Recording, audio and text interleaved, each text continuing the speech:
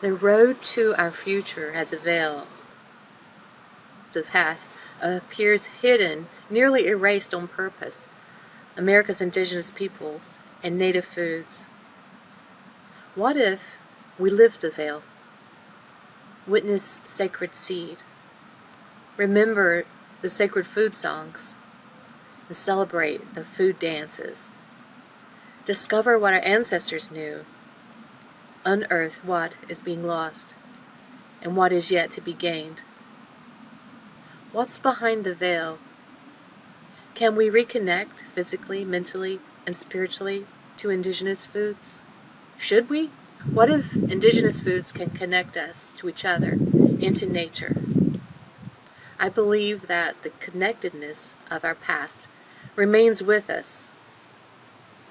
Many of the world's culinary traditions started with indigenous foods of the Americas. What would the world's foods taste like without tomatoes, potatoes, sweet potatoes, peppers, avocados, cassava, beans, squash, and corn? What if we could trace these foods through their ancestral roots? To taste the unknowns hidden in the shade, we must look back in time. In the beginning, our creation stories give accounts of the origins of the world. Our ancients called this place Turtle Island.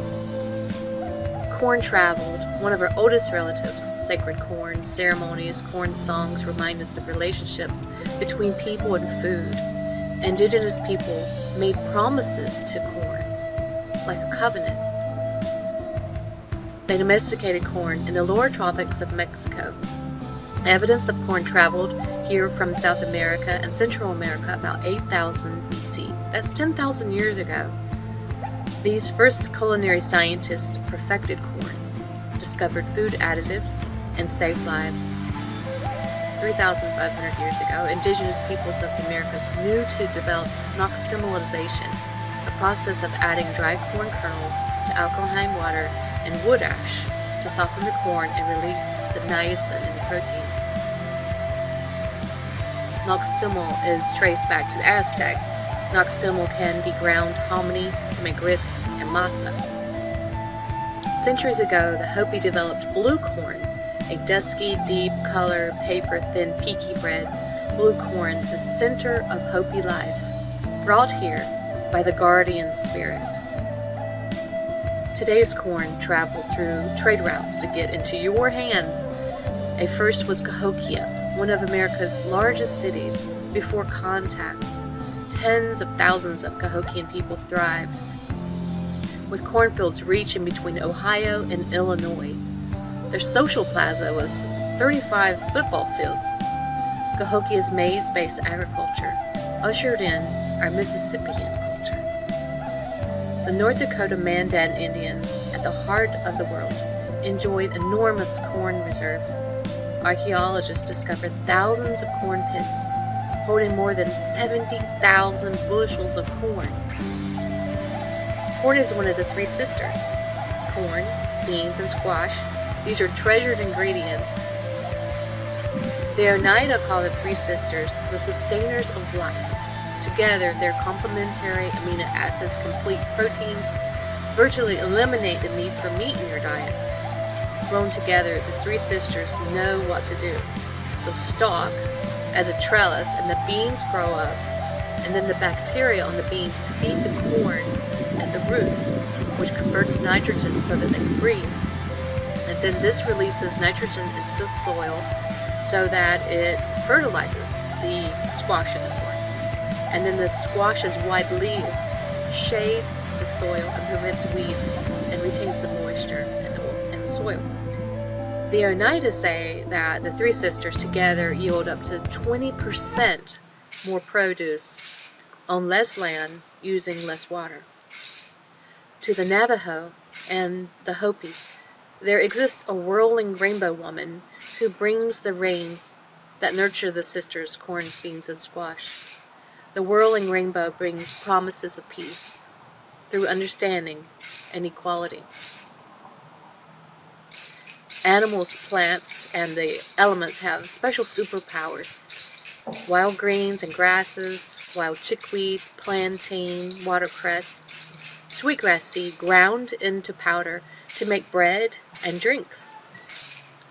Lamb's quarter, young shoots boiled, bulbs and roots.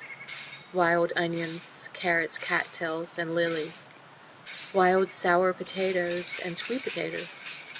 Ashes burned from plants are good for us. Navajo baking culinary ashes are made from dried tumbleweeds, corn cobs, bean vines, and juniper trees. Ashes give higher amounts of magnesium, calcium, potassium, iron, copper, and zinc when ashes are added to hominy, cornbread, and mush. Nuts, onion nuts, walnuts, and pecans rake the ground, cracked, raw, roasted, buttered.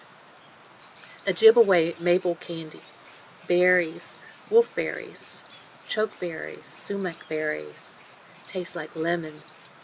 Small animals, birds, squirrels, rabbits, slingshot, roasted, fired, baked in the coals. Large animals, deer, bear, bison, prized for the meat, bones, and the hides. Jerky, stew, steaks. Fishing, butchering, trapping, cooking over fire, in the ground, fermentation, preserving, soil, water, seed, pollinators. Here's a deep mystery. Contact changed everything.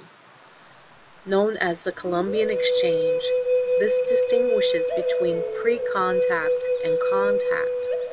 The collective voyages and arrivals from Europe, Africa, and Asia opened floodgates, leaving permanent changes here and around the world.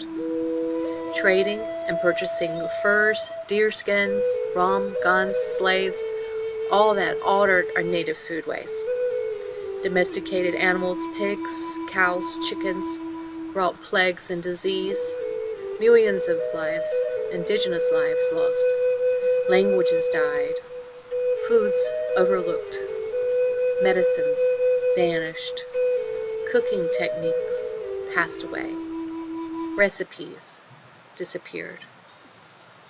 The Indian reservations of the 1800s changed things too.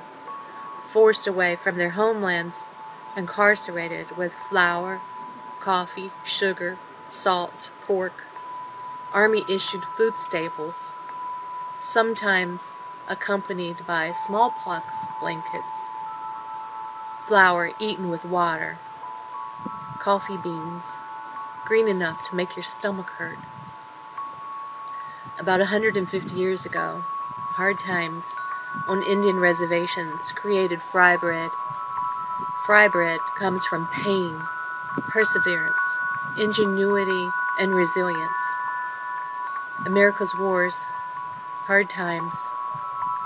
During the Civil War, our indigenous ancestors often got the leftover parts of domesticated animals.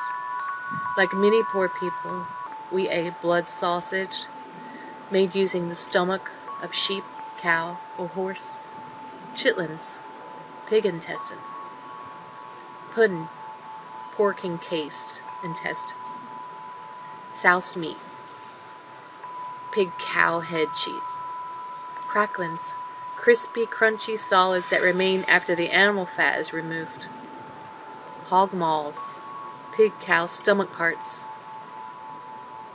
sweet winter collard green sandwiches, a Lumbee delicacy served with a slice of crispy fried cornbread, slice of fatback, pure pork fat fried, poor people's food, now part of our Lumbee economic development. Pain, perseverance, ingenuity, and resilience. Pain, perseverance, ingenuity, and resilience forced these different culinary delicacies. Today, we are still here, but we are hurting. Do you feel the explosion of diabetes, of obesity, poverty, alcoholism, and drug abuse, compounded with post-traumatic stress disorder, depression, generational historical trauma, suicide, and genocide. Ashes to ashes, dust to dust. Who suffer at higher rates than us?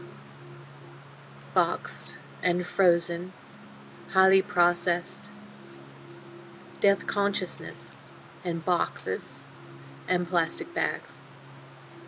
Yet we learn through suffering. Truth is painful. Let's be truth seekers. There's things that we were not supposed to know. There are things that you are not supposed to know. We live on stolen land. I believe the seeds are calling us. The plants too. Some believe there's a God code that lives in food and in us. Our first foods are embedded in our DNA. What happens if we pull the veil back? Are we allowed to? Who gives us permission? I believe there are secrets to helping decrease health disparities, reconnecting us to indigenous foods. I have a secret. I peeked behind the veil. The native food trail is not hidden, and we don't have to look under every stone and rock.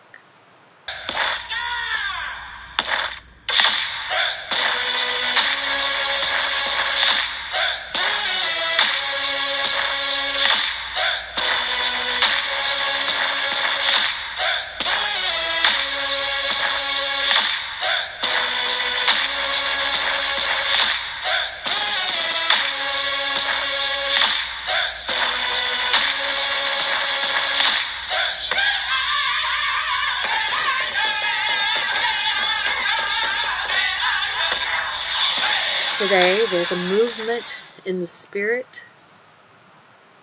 On the native food trail, there are countless native food authors, native food books that reach in 4 directions. There's a Pueblo food experience, the Lakota solutions to food, Ojibwe wild rice, recipes from the Smithsonian, children's books about Lumbee legends, and essays on indigenous religious traditions. We're still here, storytelling.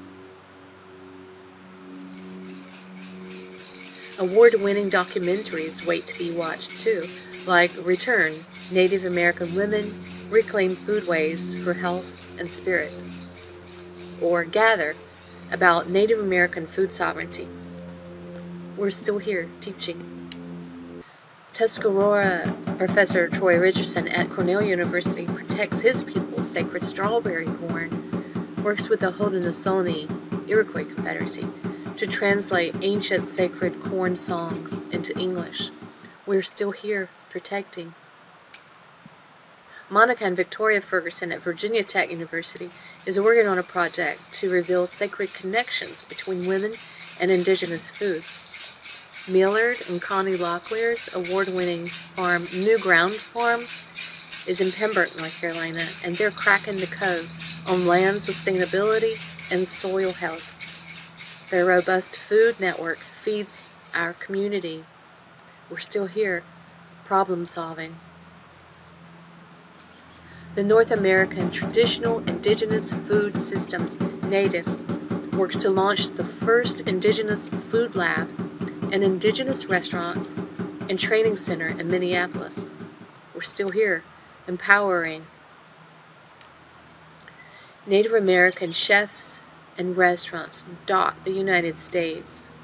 In my hometown, Fuller's Old Fashioned Barbecue is located in Pembroke, North Carolina. It's run by and operated by my high school friend, Lumbee Eric Locklear.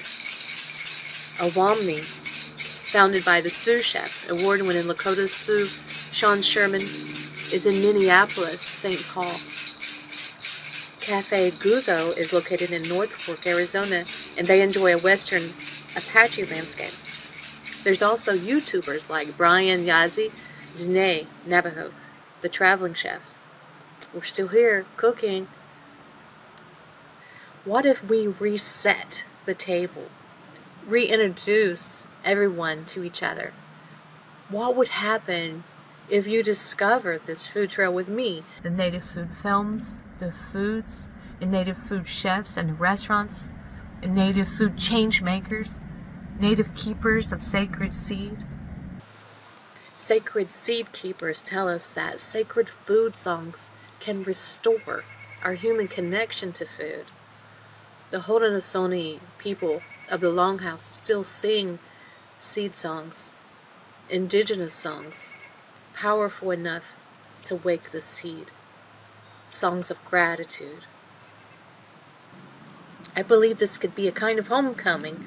After all, Matakawasin, as the Lakota say, we're all related. I'm a witness.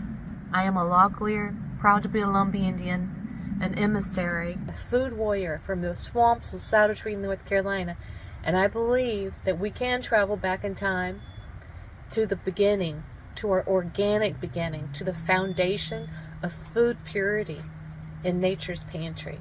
I believe when we share food, we can grieve together, and we can heal together, and experience joy. I believe food is our medicine, and your medicine, our story and our song. Telling our food stories is an opportunity to sing our tribal anthems. We'll be looking for you around the table. I'll save you a seat, all right? Thank you.